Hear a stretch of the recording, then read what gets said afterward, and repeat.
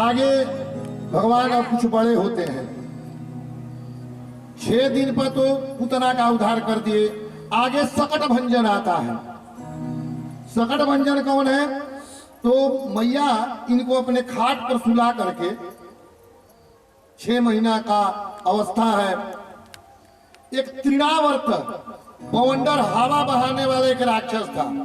अब उसको कंस भेजा कि पूतना तो मारी गई, तुम जाओ और जा करके उस बच्चे को मार दो।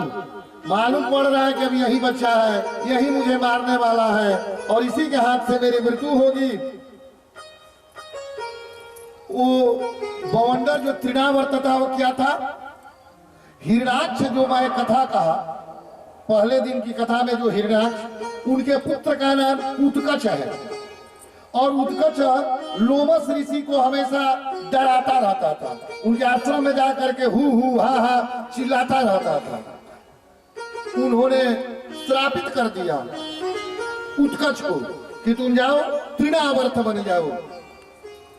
तुम्हारा एक संत महात्मा से तुम मजाक कर रहे हो, तुम जा करके राक्षस बन जाओ। वो तृणावर्त बन गया। वही भगवान जब वो बवंडल बन करके भगवान को मारने आता है तो भगवान अपने पैर से मार करके और वहीं पर तृणावर्त का उद्धार कर देते हैं। फिर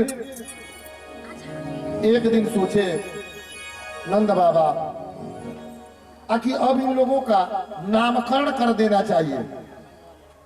मेरे पुत्र और रोहिणी के गर्भ से जो पुत्र हुआ है, इन दोनों का नामकरण संस्कार होना चाहिए।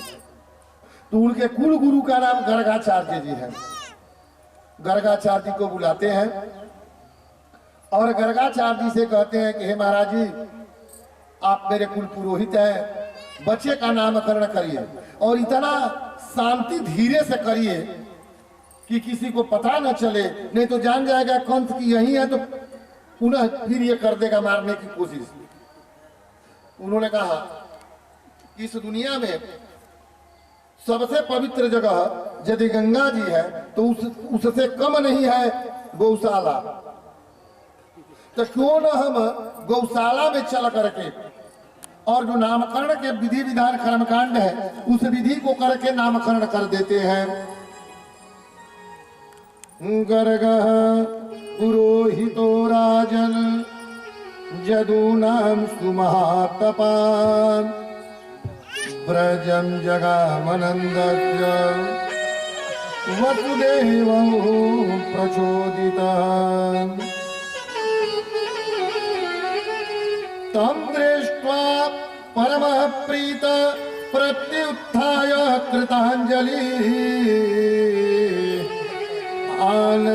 आनचेदोक्षदीया प्रणिपातः पुरः सरमो प्रणिपातः पुरः सरः। गर्गाचार्य जी अब नामकरण करते हैं। जो इनके कुलगुरु हैं उन्होंने नामकरण किया कि ये रात में, और ये थोड़ा सांवला है तो इनका नाम कृष्ण रहेगा और इनको संकर्षण के द्वारा इनका जन्म हुआ है रोहिणी पुत्र का, तो इनका नाम बलराम रहेगा। क्योंकि देवकी के गर्भ कथा को कल वाले ध्यान दीजिए, देवकी के गर्भ को खींच कर जोगमाया ने उनकी दूसरी पत्नी रोहिणी के गर्भ में डाल दिया था, जिससे जो बच्चा हुआ उसका गर्गाचार्य जी ने नाम बलराम रखा।